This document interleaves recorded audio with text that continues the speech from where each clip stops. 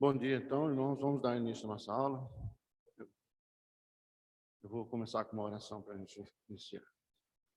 Senhor, nosso Deus e Pai, queremos te agradecer, Senhor, pelas tuas santas misericórdias, pelos teus cuidados para conosco. O Senhor tem providenciado tudo em nossas vidas, Pai. Eu clamo a tua misericórdia nesta manhã, para que o Senhor possa estar falando ao meu coração, Senhor, através da tua palavra, que o Senhor possa estar me usando como instrumento em tuas mãos, Senhor. Que o Senhor prepare o coração dos nossos irmãos e o meu coração para ouvir a tua palavra, Senhor. Nós possamos entender, compreender a tua vontade para nossas vidas e aplicá-la, Senhor, no nosso modo de viver. Em nome de Jesus, Senhor, que eu oro e te agradeço, Pai. Amém.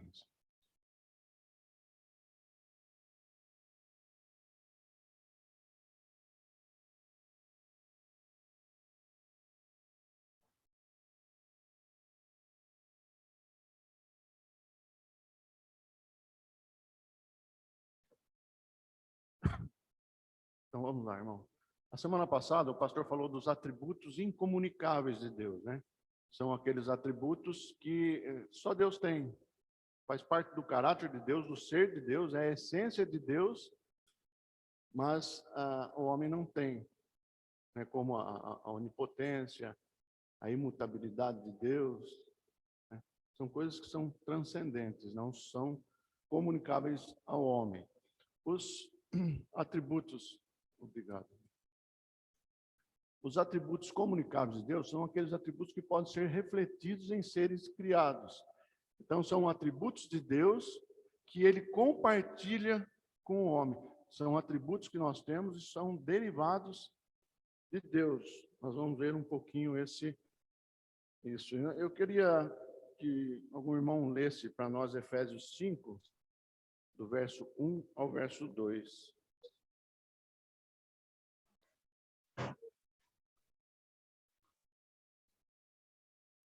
Ó, tem 2 microfones aí. Seria interessante pegar o que está ali no pedestal e colocar para os irmãos da frente e o de trás, o pessoal de trás.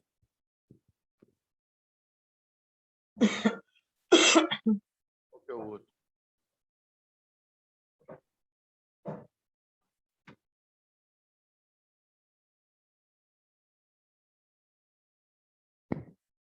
Sede, pois, imitadores de Deus, como filhos amados. É só um?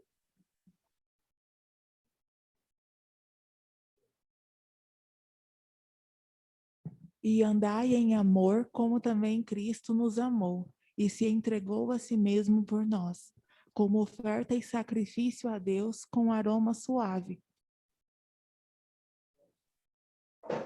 Eles são nós.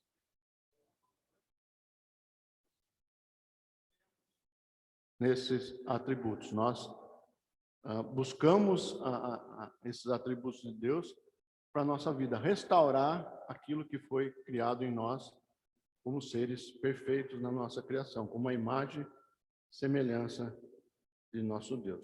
Então, ele destaca alguns atributos aqui, o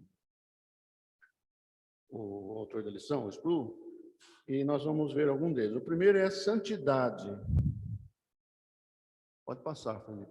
Então, a natureza, a santidade, nós podemos dizer que em 2 aspectos. Primeiro é a natureza da santidade.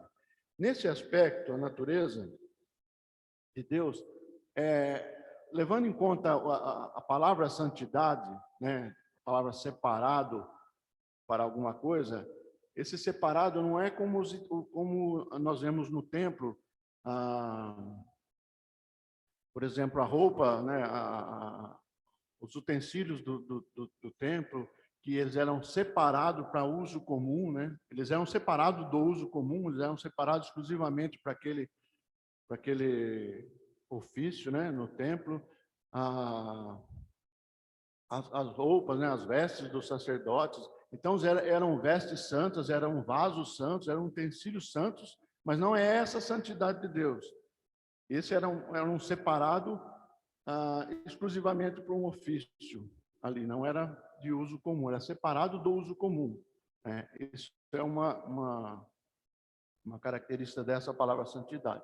Mas essa palavra santidade, usada como a natureza de Deus, significa que Deus está acima, está além. Não existe nada como Deus. Não existe nada santo ou separado ou uma coisa que transcende Deus. Então, é nesse sentido que essa santidade de Deus ela é incomunicável. Nós vamos ver um pouquinho mais detalhado no final dessa explicação. Vamos ver o Isaías 6:3. Eu vou ler Isaías. E clamavam uns para os outros, dizendo: Santo, Santo, Santo é o Senhor dos Exércitos. Toda a terra está cheia da sua glória. O próximo texto, Felipe, por favor. Apocalipse 4:8 e 1 Timóteo. E os 4 seres viventes, tendo cada um deles, respectivamente 6 asas, estão cheios de olhos ao redor e por dentro. Não tem descanso, nem de dia nem de noite, proclamando: Santo, Santo, Santo é o Senhor Deus, o Todo-Poderoso, aquele que era, que é e que há de vir. E 1 Timóteo 6:16. O único que possui imortalidade, que habita em luz inacessível, a quem homem algum jamais viu, nem é capaz de ver. A ele honra e poder eterno. Amém. Então, deu para os irmãos terem uma noção do que é essa santidade de Deus, a natureza de Deus, do Deus santo, um Deus separado, acima de qualquer coisa, né? Deus, ele é absoluto no seu ser, né? Deus é a causa dele mesmo, da sua existência.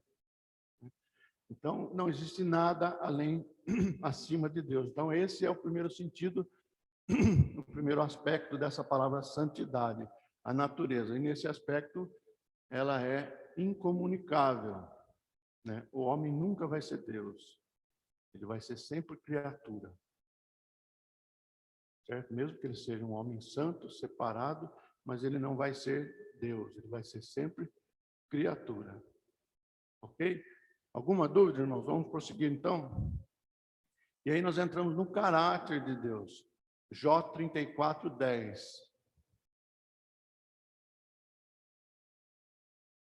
Pedir para algum irmão do Zoom ler para nós aí, Jó 34:10.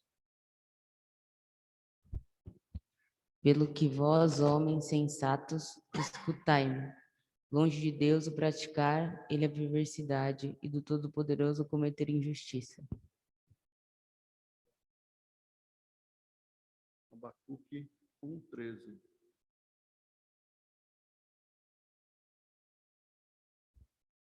Tu és tão puro de olhos que não podes ver o mal e a opressão, não podes contemplar.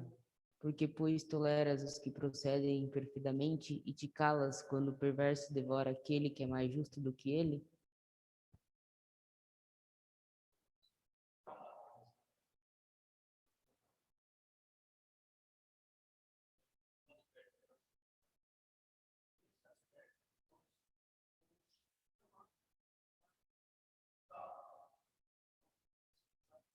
Essa moral, esse caráter de Deus, nós somos chamados por Deus para imitá-lo. Mas isso não é fácil, né? Ser santo como Deus é santo, ser de santo, pois eu sou santo. É uma dificuldade muito grande para nossas vidas. Eu acho que não sou só eu que tenho essa dificuldade, acho que é uma dificuldade de todos nós. E como é que Deus nos auxilia nessa? Ele nos convoca, ele nos chama, ele nos dá uma ordem para ser de santos, como eu sou santo, e ao mesmo tempo ele nos dá o Espírito Santo de Deus, que habita no nosso coração, para que nós consigamos fazer com que o nosso caráter se pareça com o caráter de Deus.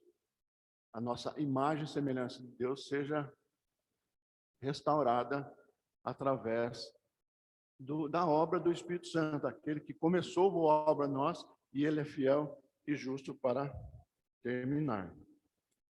Certo? Então, como eu já disse, mesmo em nosso estado de glorificação, sabemos que o Espírito Santo ele atua na nossa vida, ele está transformando, ajudando a transformar o nosso caráter, né? Essa ação ela é conjunta entre eu e Deus, né? O Espírito Santo ele me auxilia né? Ele leva a contento a obra que ele começou em nós. Mas isso junto conosco, é um sinergismo, né? O monergismo é a nossa salvação. Eu fui salvo, eu fui resgatado, eu fui restaurado por Deus. Isso é monergismo, somente uma energia, somente Deus me regenerou.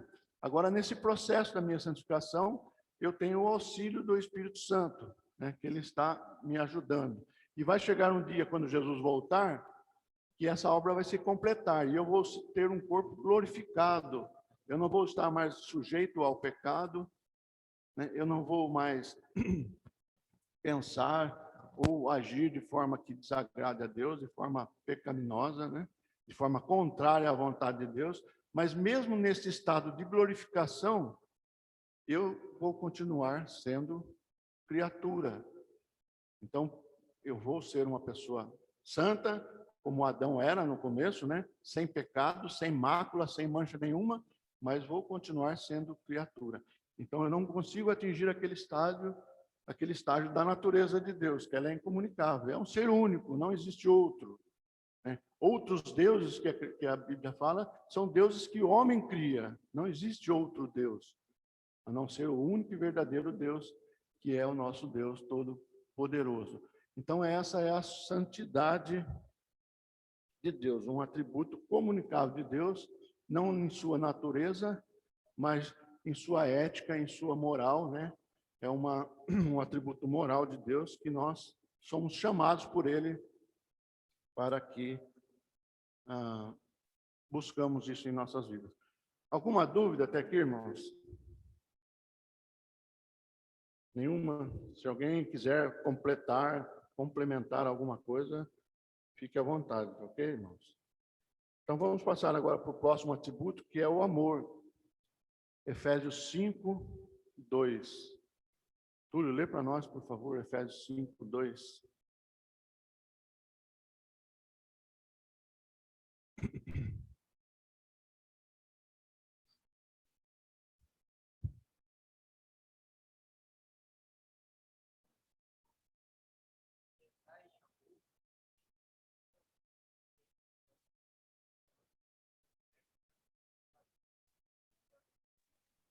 Nesse texto de Efésios, eu acho que já foi lido.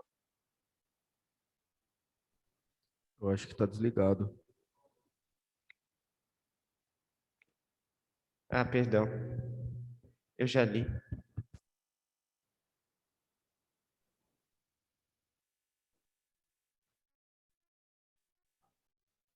Vamos a fazer isso. Pode passar, Felipe.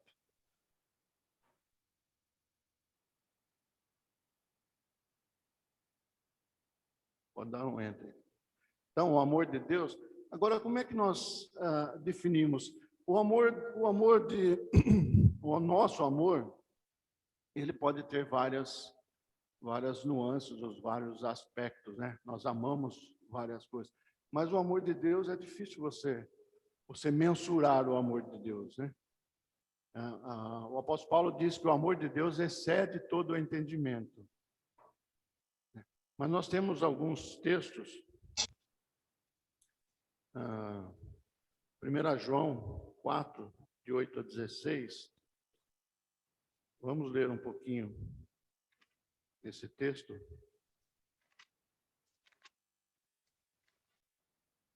Aquele que não ama, conhece a Deus, pois Deus é amor. Nisto se manifestou o amor de Deus em nós, em haver Deus enviado o seu Filho unigênito ao mundo para vivermos por meio dele. Nisto consiste o amor, não em que nós tenhamos amado a Deus, mas em que ele nos amou e enviou seu Filho como propiciação pelos nossos pecados. É isso? Vai até o 12? Amados, se Deus de tal maneira nos amou, devemos nós também amar uns aos outros. Ninguém jamais viu a Deus. Se amarmos uns aos outros, Deus permanece em nós, e o seu amor é em nós aperfeiçoado. Nisto conhecemos que permanecemos nele, e ele em nós, em que nos deu do seu Espírito. E nós temos visto e testemunhamos que o Pai enviou o seu Filho como Salvador ao mundo. Aquele que confessar que Jesus é Filho de Deus, Deus permanece nele e ele em Deus. E nós conhecemos e cremos no amor de Deus que tem por nós. Deus é amor, e aquele que permanece no amor permanece em Deus, e Deus nele.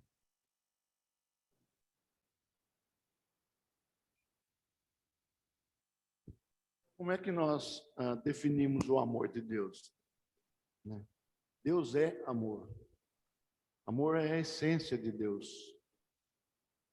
Certo? É difícil a gente... Mas eu acho que esse verso, ele nos diz tudo. Nisto conhecemos que permanecemos nele, e ele em nós, em que Deus deu... Não, não é esse não, Felipe. Acho que é o 9, Felipe, desculpa.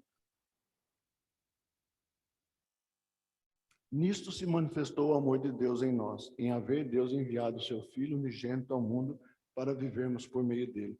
Então essa eu acho que é a maior prova do amor de Deus. É aquele amor ágape, é aquele amor pelo indigno. Eu não sou digno do amor de Deus, mas ele me amou. Então eu acho que é a maior expressão do amor de Deus que nós podemos ter, que nós podemos, com a nossa limitação, expressar o que é esse amor de Deus, seria isso, que Deus entregou o seu próprio Filho, ou Deus se entregou em nosso lugar, a nosso favor. Então essa é a expressão exata do amor de Deus. Para nós, eu acho que é essa. Alguém queria dizer alguma coisa? Alguém discorda de mim, pastor?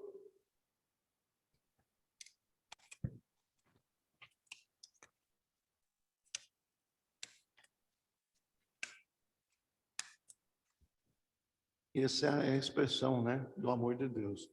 Então, o amor de Deus é um atributo que pode ser imitado.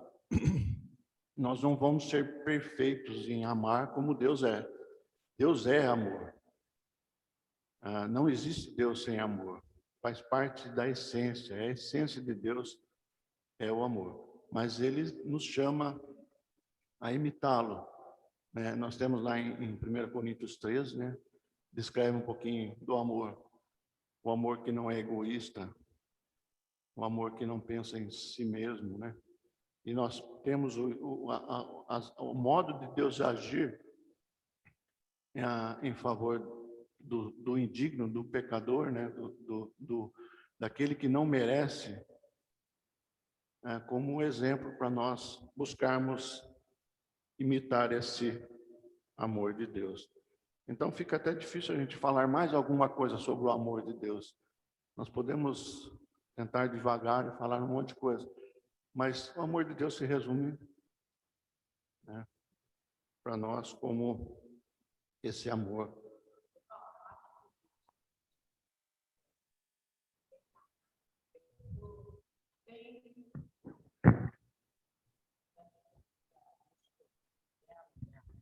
Então, nós vamos dar conta que nós não amarmos, né? Então, independe do outro. O outro, às vezes, está cheio de problemas, de defeitos, de coisas, mas o nosso dever é amar, né? Não é querer consertar o erro dele para depois amar, não. A gente tem que amar do jeito que ele é, né?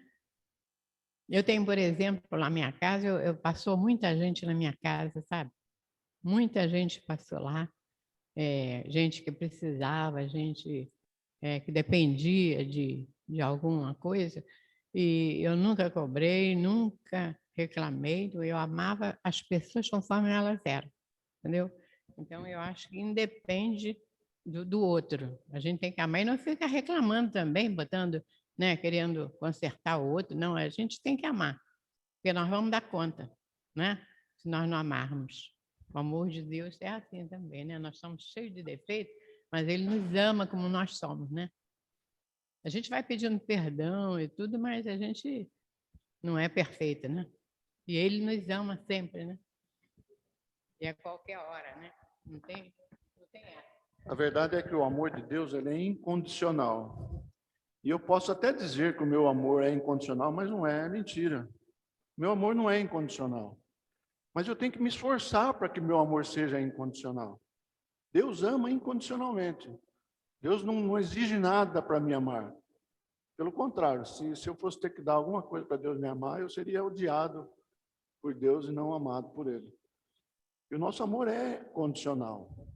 Eu me iro por qualquer motivo, né? Se uma pessoa faz uma coisinha assim para mim, eu já fico, mesmo que eu não expresse aquilo, né? Que eu tente me conter naquilo, mas dentro do meu coração eu estou sentindo aquela mágoa, eu estou ficando aborrecido.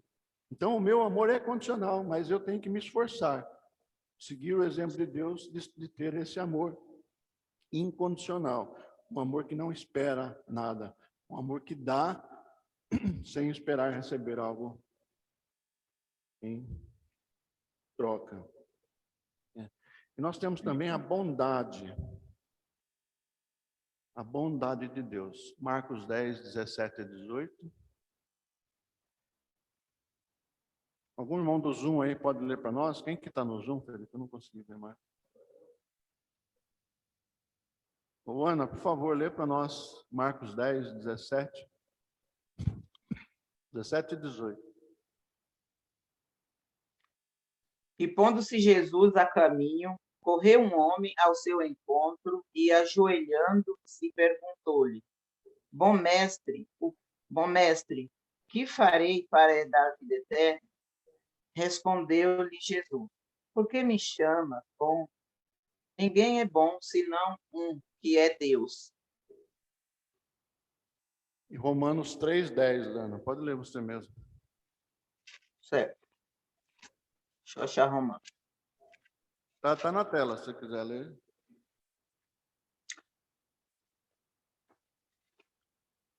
Eu acho que para mim não aparece na tela, não.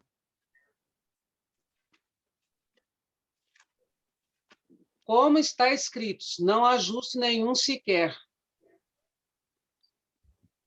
Isso aí. 2 textos difíceis para nós, né?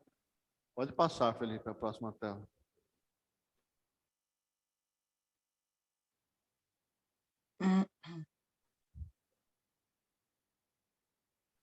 Então, agora é uma pergunta que eu faço para os irmãos, né? Depois de ler esses textos, perguntamos: será que somos capazes de imitar a bondade de Deus?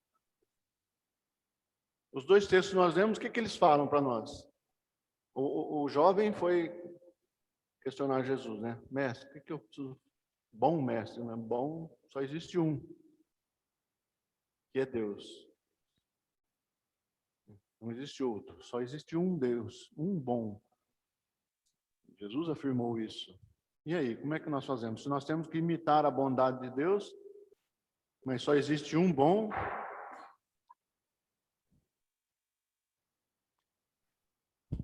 Paulo, eu acho assim, a gente nunca vai conseguir ser bom igual a Deus, mas a gente tem que tentar, né? é isso aí. Mais alguém queria dizer alguma coisa? Mas há esperança, gente, será que a gente consegue pelo menos chegar próximo dessa bondade?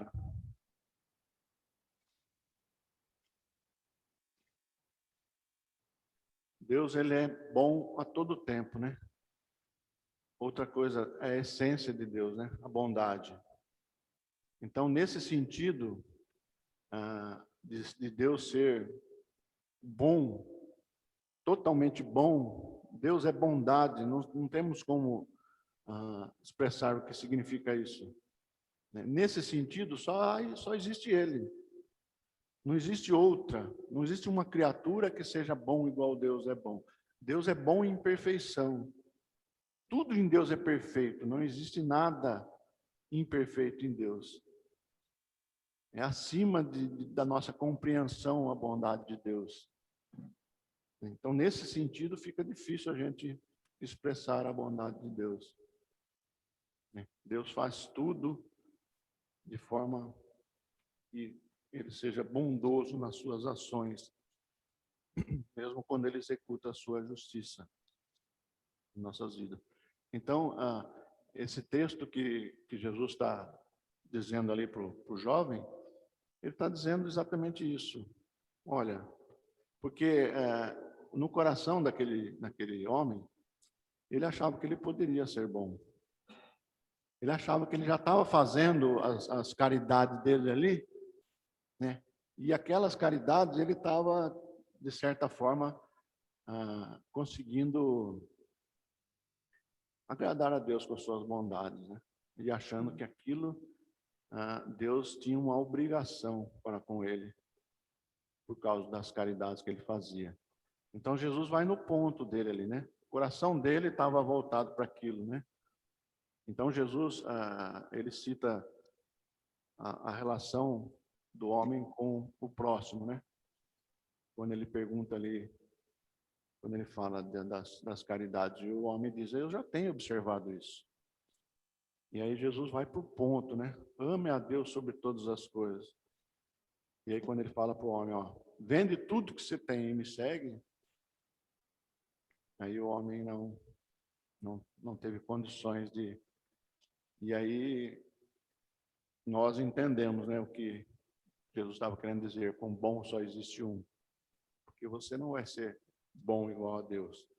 E você não ama a Deus de todo o teu coração. Você ama, sim, aquilo que você julga ser bom. Alguma dúvida? Algum acréscimo a fazer sobre a bondade de Deus? Pastor, fica à vontade, tá? Se quiser falar, me ajudar, aí pode ficar.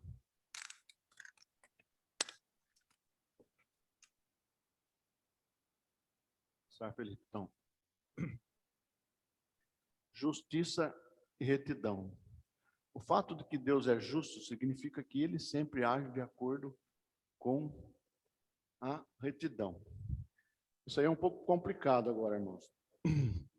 Vamos pensar em justiça. O contrário de justiça seria injustiça, é isso?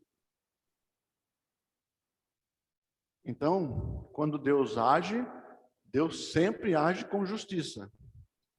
É impossível Deus não agir com injustiça. Ele não tem como agir sem a justiça, porque, como eu disse de novo, é parte da essência de Deus. Deus é justo. Vamos ler o Salmo 145, 17.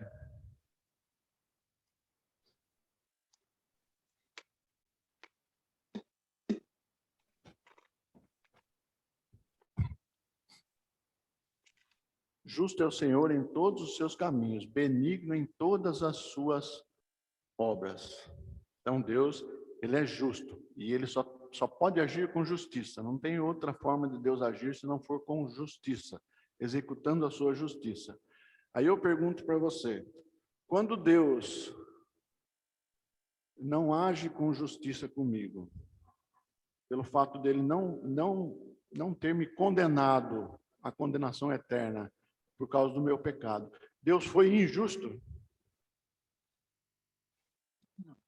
E aí, irmãos, o que vocês acham? Então, existe justiça e o contrário de justiça é injustiça. Vocês acham que existe algum meio termo nisso? Existe algum meio termo ou não? O pessoal do Zoom pode falar também. Diante do caráter de Deus, não.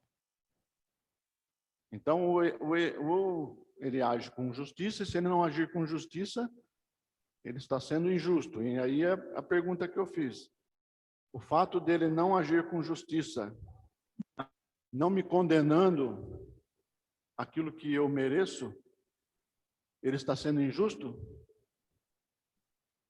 Eu acredito que a resposta seja não, porque acho que o que é levado em consideração nesse caso seria que ele não teria obrigação de nos salvar. Então, ele estaria sendo misericordioso em nos salvar e não injusto. Isso aí, Carol está chegando no ponto aqui. Então, nós temos justiça e não justiça. O que é justiça e o que é não justiça. Gênesis 18, 25. Por favor, Felipe. Lê, Carol. Longe de ti o fazeres tal coisa. Longe de ti o fazeres tal coisa. Matares o justo com o ímpio, como se o justo fosse igual ao ímpio. Longe de ti, não fará justiça o juiz de toda a terra? Então, longe de ti, né? Deus nunca vai agir com injustiça. Deus sempre vai agir com justiça. Passa mais um aí, Felipe. Isso. Então, justiça é necessária a retidão. Irmãos, são termos difíceis que são usados e são vários termos usados. Eu não sei se é retributiva ou retributiva. Retributiva mesmo? E remunerativa. Então, primeiro ponto, justiça. É necessária a retidão. Deus, quando age com justiça, ele é reto. É de acordo com a retidão dele. Tudo que Deus faz é reto, é perfeito, porque Deus é retidão. Então, é justiça, certo? Essa justiça, alguns falam de justiça governativa e outros falam de justiça retributiva, que incluía essas duas, retributiva e remunerativa. Eu peguei, acho que do Berkoff, se eu não me engano, esse termo. Então, retributiva. Toda a ofensa que Deus recebe, todo o pecado contra Deus, ele retribui com a sua justiça. Deus pune o pecador. Por causa da santidade dele, Deus não tem como deixar de punir o pecado. Então, Deus cobra o pecado. Todo o pecado vai ser cobrado. E a remunerativa, né, é aquilo que Deus nos dá por aquilo que eu faço de bom, por exemplo. São as minhas boas obras. Então, como a Carol diz, Deus não tem obrigação com essa remunerativa.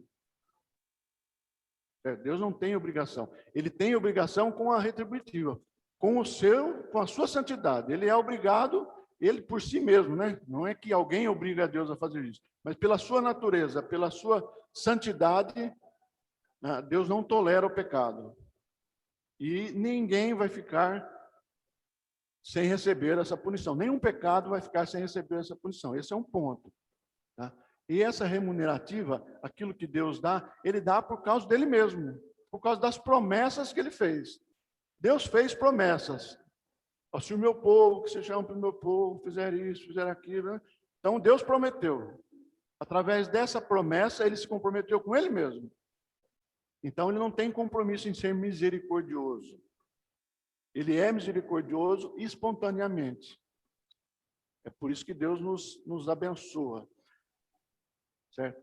Mas essa questão da justiça de Deus, ela é necessária a retidão. Então, como eu disse, que não tem como Deus deixar de punir o pecado, e aí entra o substituto. Né? Entra a obra vicária de Jesus Cristo. Uma justiça com amor. Isso, Deus não aparta, nenhum atributo de Deus se aparta do outro. Então, aí que entra Jesus Cristo. A exigência da justiça de Deus seria ser cobrado, né, do homem. Quem pecou foi o homem. Né? Paulo fala isso lá em Romanos. Por uma só ofensa, veio o pecado ao mundo. Certo? Então, quem pecou, quem desobedeceu a Deus, quem ofendeu a Deus foi o homem. E somente o homem pode ser cobrado, né? Somente o homem pode pagar essa conta. Somente um outro homem, um substituto, um outro Adão, que foi enviado por Deus. Então, toda essa punição da justiça de Deus foi colocado na conta de Jesus ali na cruz do Calvário. Então, por isso que Deus executa a sua justiça contra todo o pecado. Não tem como ele deixar de executar. Certo? Essa justiça dele. E aí, pelo substituto, né? E aí pode passar, Felipe, mais um ponto. E aí entra que não justiça. Pode dar outra, entra. Então, dois aspectos dessa não justiça. Primeiro é misericórdia. Então, Deus realiza espontaneamente. Deus não é obrigado a usar de misericórdia com nós. Né? E a injustiça, ela é má. É um ato de injustiça, viola princípios de retidão. certo? Então, quando Deus ele age com misericórdia, ele não atropelou a sua justiça, porque a sua justiça foi executada, ela foi satisfeita. A ofensa de Deus foi retribuída com uma punição. E essa punição foi no nosso Senhor Jesus Cristo. Então, a gente pensar com a nossa mente, com o nosso pensamento, às vezes parece difícil a gente entender isso, né? Por que Jesus morreu na cruz do Calvário? Por que ele foi preciso ser morto ali?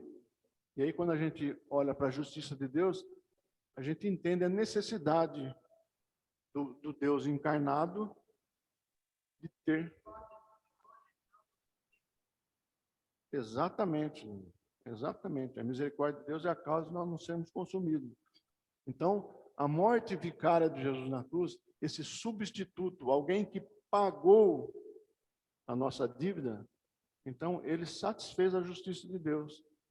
Então, a justiça ela não deixou de ser executada, porque não tem como isso acontecer, né? Deus é justo e ele vai punir todo o pecado, né? E ele usou de misericórdia, oferecendo ele mesmo um meio para que a sua justiça fosse satisfeita, certo? Então, Deus não é injusto. A injustiça ela é má, é um ato de injustiça, viola princípios de retidão. Então, injustiça não é com Deus, mas a misericórdia sim. Então, essa é a diferença. Então, essa misericórdia, ela se encaixa no não justiça. Ela não é justiça. Ela não entra na injustiça, mas ela foi com misericórdia, um ato espontâneo de Deus em promover a nossa.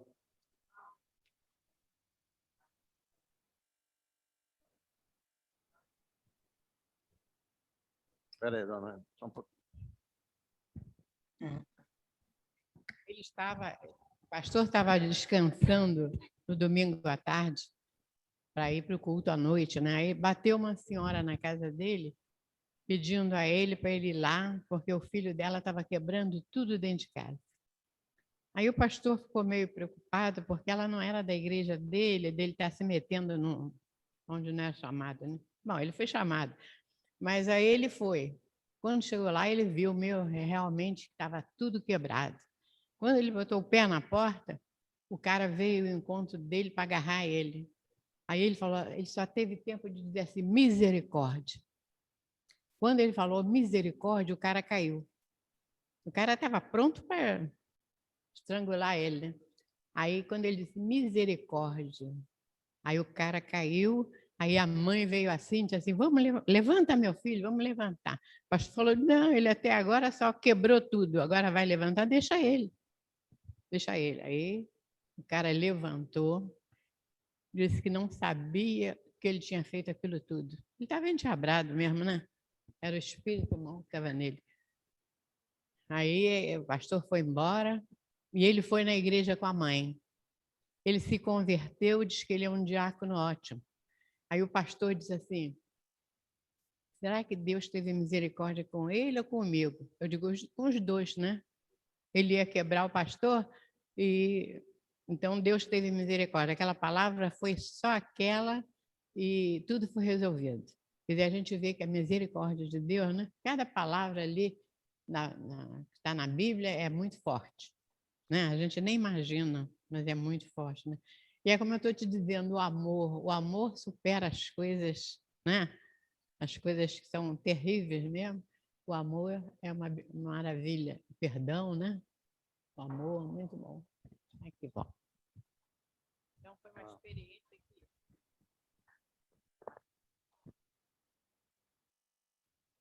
Misericórdia, irmãos, ela é isso mesmo, né? A palavra misericórdia significa coração na miséria. Então, quando eu tenho misericórdia com uma pessoa, eu coloco o meu coração na miséria dela. Eu consigo entender aquilo que ela está passando. Isso que significa misericórdia. E já que a dona Emma citou esse caso, eu vou citar um caso engraçado também. E eu tenho certeza que foi pura misericórdia de Deus. Lá em Limeira tinha a Companhia União de Açúcar, né? E lá eles faziam, vinha açúcar da usina por trem e ia açúcar da União para exportação em Santos por trem também. Então chegavam os vagões de trem lá carregados de açúcar e aí tinha uns caminhões que faziam esse transporte lá da companhia do trem lá para a companhia e da companhia para o trem de volta com açúcar exportação. Aí o pessoal chamava de virinha, né? Que era um vira e volta, era perto. Então, ficava fazendo... E eu tinha o caminhão que a gente tinha lá no nosso comércio lá. Às vezes, quando ficava meio fraco, a gente colocava o caminhão para fazer esse transporte. Porque ficava dentro da cidade, não precisava viajar nem nada. E aí, eu estava lá fazendo esse transporte do caminhão, levando e trazendo açúcar. E a companhia, ela pagava aluguel dos vagões. Então, quanto mais rápido ela desocupasse os vagões, o vagão não podia ficar parado lá, que eles estavam pagando o vagão parado. Então, a prioridade da companhia era descarregar os vagões. E tinha os caminhões, as carretas, que vinham direto da usina. E essas carretas ficavam paradas. Tinha carreta que ficava 4, 5 dias, até uma semana parado lá, esperando vez para descarregar, e não chamava para dentro, enquanto tivesse vagão para descarregar, né? Agora, você imagina como é que ficava o motorista da carreta, parado todo aquele tempo ali, né? A irritação que a pessoa ficava. E teve um dia que estava acabando o açúcar dos vagões, tinha acho que 3 ou 4 viagens para vir, e o encarregado lá da descarga falou assim, olha, falou para mim e para os outros motoristas que iam trazer as últimas viagens.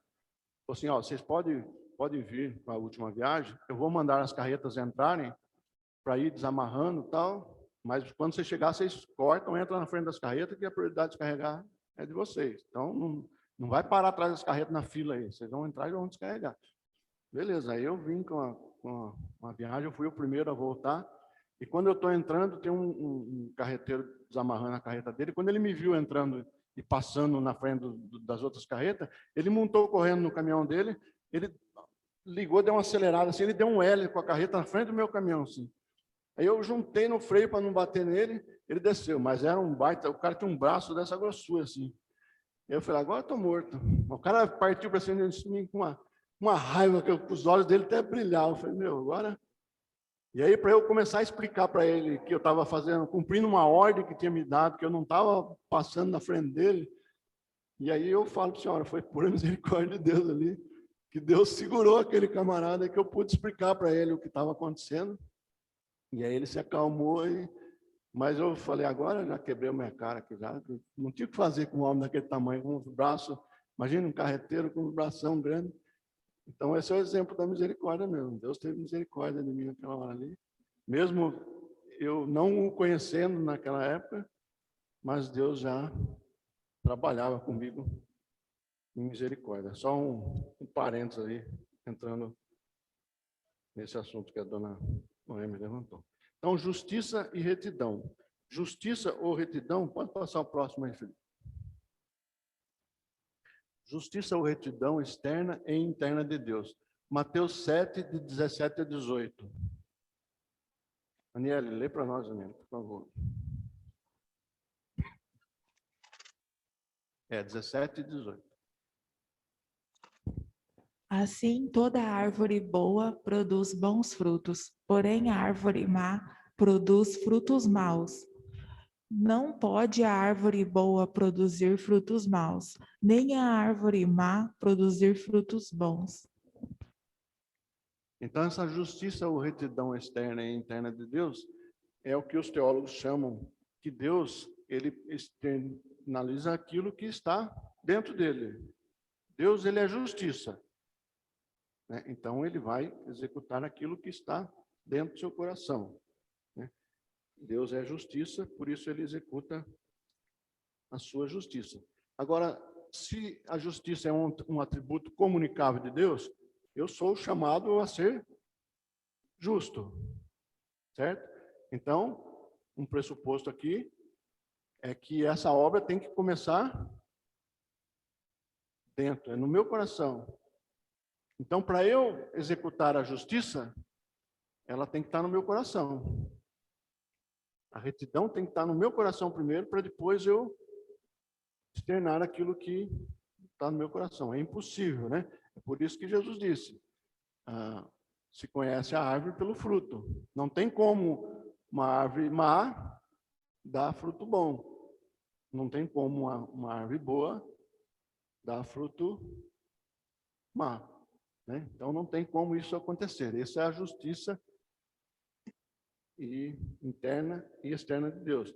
Então nós somos chamados a também sermos retos, e isso tem que ser no nosso coração primeiro. E essa obra, como nós vimos lá, é obra do Espírito Santo que nos auxilia, né? Essa retidão, como é que eu posso dizer? Essa imitação, né? Essa conformidade, essa é a palavra, da minha retidão, da minha justiça, do meu caráter em bondade, em amor, com o caráter de Deus, só é possível com a obra do Espírito Santo de Deus, através da palavra, né? A palavra me dá o norte. A palavra me dá aquilo que eu tenho que fazer. Aquilo que tem que ser mudado e transformado em mim, é a palavra que vai me dar. É a revelação que Deus nos deixou, que nós vivemos por revelação, irmãos, mas vivemos pela revelação escrita. Não espere que vai aparecer um anjo para falar que não é dessa forma. O autor de Hebreus diz bem isso. Falou no passado, hoje ele fala pelo Filho, que é a palavra, pela Escritura. E é o Espírito Santo de Deus que vai aplicar isso no nosso coração. Então, essa obra começa aqui dentro do meu coração. Passa o próximo aí, Felipe. A dona Noé vai lembrar disso. Tostines vende mais porque é fresquinho ou é fresquinho porque vende mais, dona Noé? Lembra dessa propaganda na televisão? Tostines é lá do Rio de Janeiro, né?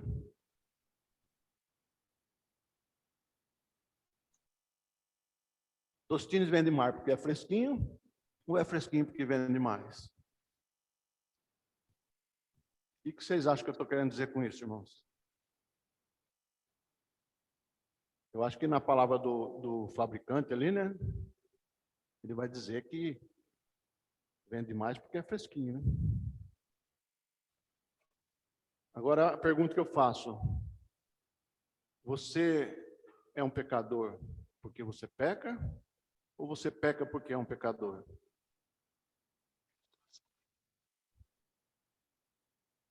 A resposta está ali, né? Não somos pecadores porque pecamos. Pecamos porque somos pecadores. Então, é essa necessidade da transformação do nosso coração. Eu não me torno um pecador porque eu pequei. Mas eu peco porque a minha natureza é pecaminosa. Porque eu herdei a corrupção de Adão lá. Adão, quando caiu, toda a sua descendência nasceu separado de Deus. Nasceu corrupto. Eu nasci na iniquidade e em pecado me concebeu a minha mãe. Então, todos nós somos pecadores. Todos nós pecamos porque somos pecadores. Então, é essa necessidade de transformação. De nos despirmos do velho homem e vestirmos da justiça de Deus. Esse é o ponto em nossas vidas. A Miqueias 6:8.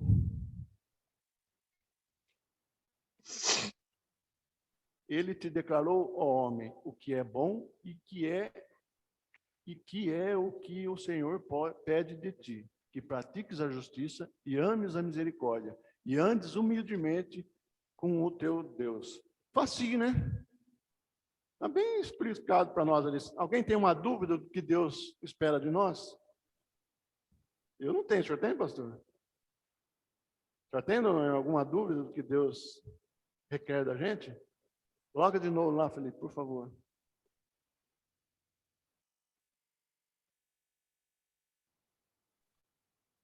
Não, deixa. Tá lá. Então, ele declara ao homem que é bom que o Senhor espera de nós, né? Que pratiques a justiça e ames a misericórdia e andes humildemente com o teu Deus. Aí a gente lembra daquela coisa, né? A gente só faz aquilo que Deus não pede, né? Ele pede uma coisa, a gente faz o contrário, não é isso? Não é isso que os nossos pais falam da gente, né? Eu peço uma coisa para esse rapaz, ele faz tudo o contrário do que eu peço. E para a gente é a mesma coisa, né? Parece que tem um imã que puxa, né? E tem mesmo, né? Como Paulo declara lá, né? O pecado é uma lei. O que uma lei faz? A lei obriga você a agir daquela forma. Então, o pecado, como uma lei, ele obriga eu a fazer aquilo que é reto. Então, para eu seguir aquilo que Deus exige de mim, eu preciso de muito esforço e preciso da ajuda do Espírito Santo. Então, não tem como ser de outra forma. É como a gente conhece a história de Martinho Lutero, né? Ele se autoflagelava pela culpa que ele sentia. Então, qual é a nossa condição hoje? Eu reconheço que é impossível eu ser bom, como Jesus disse para o jovem rico lá. Mas também eu reconheço que Deus deu tudo o que eu necessito para buscar essa bondade de Deus, para buscar essa justiça de Deus, para buscar esse amor de Deus. Eu tenho todas as ferramentas possíveis, só que é uma luta, porque existe algo em mim que tenta puxar para que eu não me conforme com o caráter de Deus.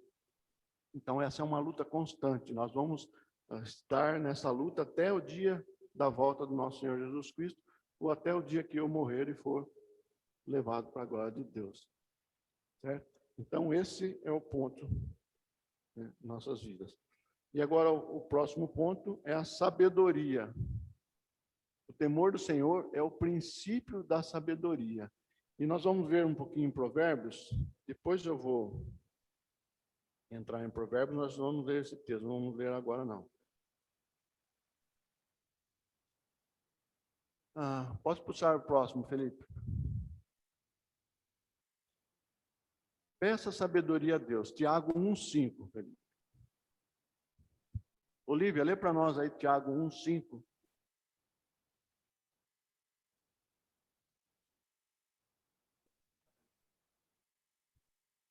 A Lilian, pode ler, Lilian, por favor. Se, porém, algum de vós necessita de sabedoria, peça a Deus, que a todos dá liberalmente e nada lhes impropera, e ser-lhe-á concedida. Então, sabedoria, se a gente pede para Deus, né? A sabedoria que vem de Deus, não a sabedoria do mundo. 1 Coríntios 3, de 18 a 21. O próximo. Ninguém se engane a si mesmo. Se alguém dentre vós se tem por sábio neste século, faça-se astuto para se tornar sábio.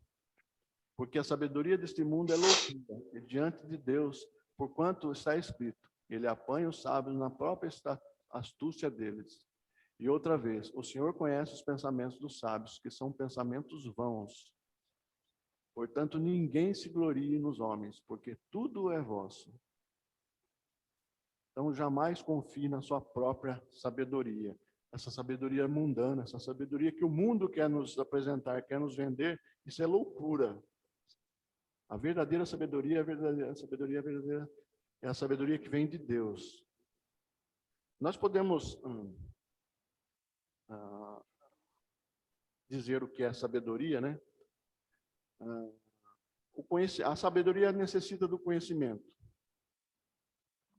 A sabedoria é a melhor forma com que eu aplico aquilo que eu conheço.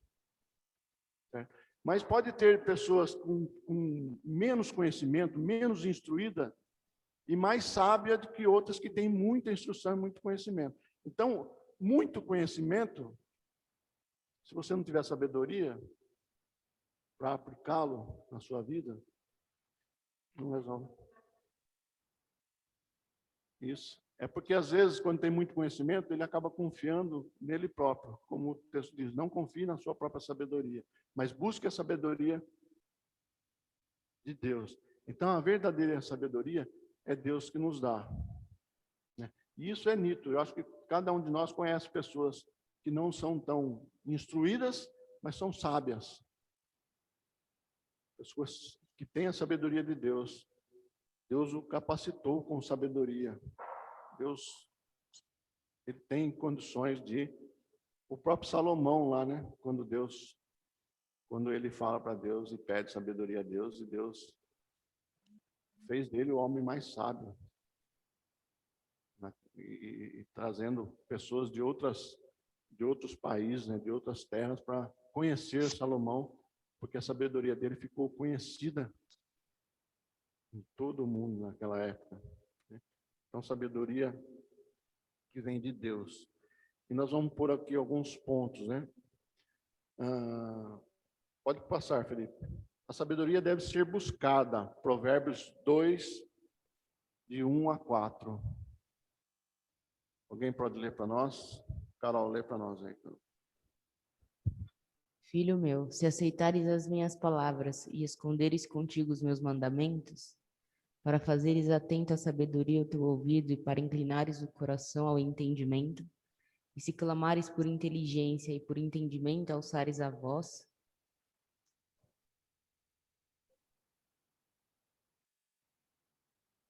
se buscares a sabedoria como a prata e como a tesouros escondidos a procurares. Tá bom. Então, a sabedoria tem que ser buscada. É uma coisa que eu me coloco diante de Deus, eu busco como ouro e como a prata, porque ela é mais valiosa do que o ouro, do que a prata. Então, nós vimos lá, o princípio de sabedoria é o temor do Senhor. É o princípio de toda sabedoria. Se uma pessoa diz que é sábia, mas não teme a Deus, já caiu por terra toda a sabedoria dela. Então, pode dizer que ele não é sábio. E a sabedoria tem que ser buscada, ela deve ser buscada. A sabedoria é encontrada em Deus. Provérbios 2, 6 e 3, 5 e 7. Túlio, lê para nós, Túlio.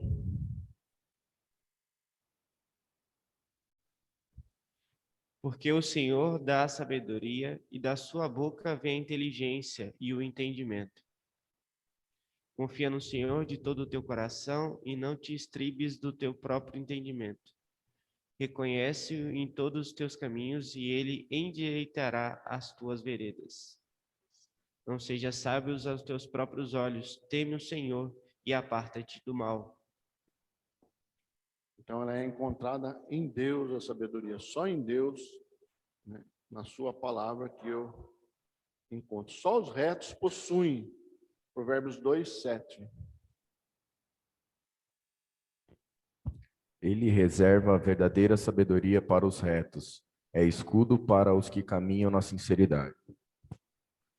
Então, os retos, né? Aqueles que são justificados pelo sangue de Cristo e que estão diante de Deus, com o Espírito Santo habitando no seu coração e com a palavra de Deus o instruindo, essa verdadeira sabedoria é dada ao reto. Ela é internalizada, Provérbios 2:10. Porquanto a sabedoria entrará no teu coração e o conhecimento será agradável à tua alma. Como eu disse, parte daqui de dentro, né? É aqui que habita a sabedoria, o conhecimento, que habita a bondade, a justiça, a retidão, tudo habita no meu coração. O coração é a fonte de toda a vida do ser humano, né? Associa-se com a guarda dos mandamentos. A sabedoria, a verdadeira sabedoria, associa-se com a guarda dos mandamentos. Provérbio 3, 1. Ana, lê para nós, por favor. Filho meu, não te esqueças dos meus ensinos e o teu coração guarda os meus mandamentos. Então, a verdadeira sabedoria, ela associa-se com os mandamentos, com aquilo que Deus exige de nós. E a verdadeira sabedoria inclui a disciplina como forma de amor. Provérbios 3, de 9 a 12. Aniele, lê para nós, por favor.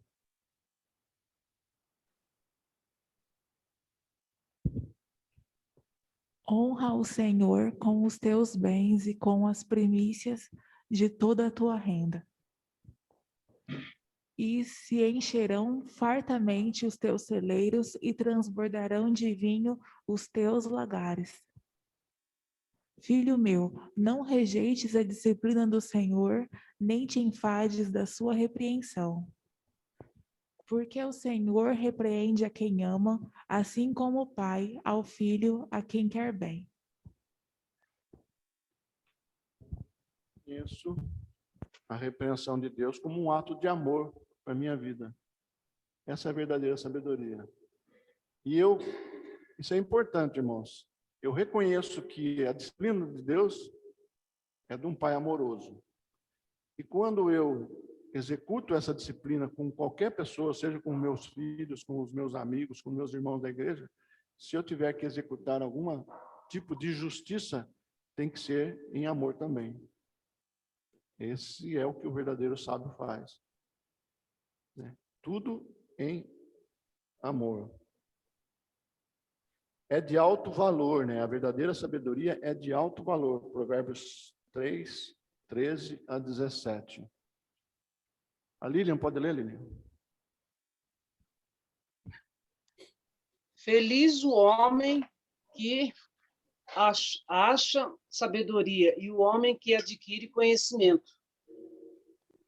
Porque melhor é o lucro que ele dá do que o da prata, e melhor a sua renda do que o ouro mais fino. Mais preciosa é do que pérolas, e tudo o que pedes desejar não é comparável a ela. O alongar-se da vida está na sua mão direita, na sua esquerda riquezas e honra. Os seus caminhos são caminhos deliciosos, e todas as suas veredas paz. Então, a verdadeira sabedoria é de alto valor. Então, o agradar a Deus, o demonstrar amor por Deus, nós só podemos fazer isso em obediência. Jesus diz: como é que podemos saber aquele que me ama? Aquele que me ama, aquele que ama a Deus faz a vontade de Deus. E isso é sábio. Ouvir os mandamentos de Deus, seguir os mandamentos de Deus, agradar a Deus em obediência, isso é sábio. Não existe nada mais valioso do que isso. Não há dinheiro no mundo inteiro. Se você for dono de todo o dinheiro do mundo, vale menos do que você amar a Deus em obediência. Essa é a verdadeira sabedoria. E ela é vida, Provérbios 3, 18. É árvore de vida para os que a alcançam, e felizes são todos os que a retêm. E ela é evidente na criação, Provérbios 3, 19.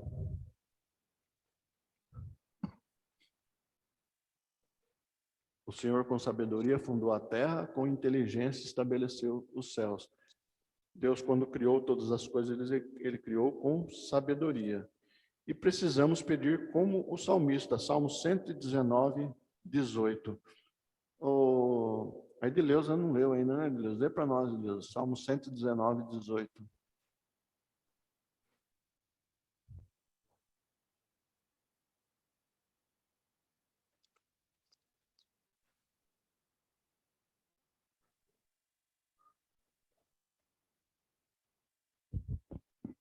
Desvenda os meus olhos, para que eu contemple as maravilhas da tua lei.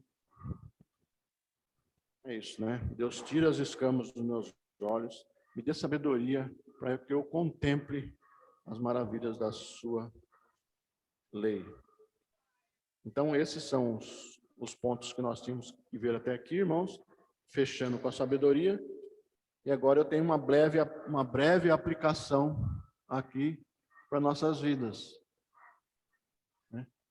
Pode colocar, Felipe. Então, a palavra do Tozer. O que nos vem à mente quando pensamos em Deus é a coisa mais importante a nosso respeito. O que nos vem à mente quando pensamos em Deus é a coisa mais importante a nosso respeito. Pode seguir, filho. Então, as convicções que temos sobre Deus irão afetar tudo sobre nós, se o tivermos visto na plenitude de seu ser divino. Pai, Filho e Espírito Santo, perfeito em glória, senhorio, santidade e amor. Então, como eu já tinha colocado na aplicação da Trindade, mais ou menos parecido com isso, né? Então, às vezes a gente fica perguntando, por que estudar teologia sistemática? Por que conhecer do ser de Deus? Por que conhecer tão profundamente? Isso é coisa de academia, eu não preciso conhecer. Irmão, faz toda a diferença o conhecimento que você tem de Deus. Aquilo que Deus espera de você e aquilo que você pode esperar de Deus. Faz toda a diferença na minha vida. O que eu penso de Deus, aquilo que eu tenho conhecimento de Deus, afeta todo o meu ser. Na Trindade nós vimos que Deus Pai me escolheu, Deus Filho fez a obra da minha salvação, ele foi a vontade objetiva de Deus ali, e o Espírito Santo é aquele que leva até o último a minha salvação. É ele que me conduz até o dia do juízo final, onde eu vou ali morar eternamente com Deus. Então isso traz segurança para a minha vida, sabendo dessas coisas. E sabendo e conhecendo o caráter de Deus, e sabendo o que Deus espera de mim, eu vou conseguir buscar, eu vou me esforçar para poder agradar a Deus. Então, toda a diferença faz esse conhecimento que nós temos de Deus, do caráter de Deus. E esses atributos comunicáveis de Deus são muito importantes para nossas vidas. A justiça, o amor, a bondade, a sabedoria de Deus. Eu tenho como trazer isso para a minha vida, restaurar aquilo que foi perdido na queda do homem. Que Deus nos abençoe e que nós possamos realmente trazer isso tudo para o nosso coração e não fazer com que isso seja só uma coisa de domingo, onde a gente vive essa experiência de conhecer um pouco mais a palavra de Deus, de entender um pouquinho mais de Deus, mas durante a semana, com a pressão do mundo em nossas vidas, a gente deixa isso se perder. Que isso não venha acontecer conosco. Que a sabedoria que vem do alto esteja conosco para nós podermos manter firme esse propósito de viver com Deus e agradar a Deus. Amém, irmãos? Deus seja louvado. Pedi para o pastor fazer uma oração para a gente encerrar.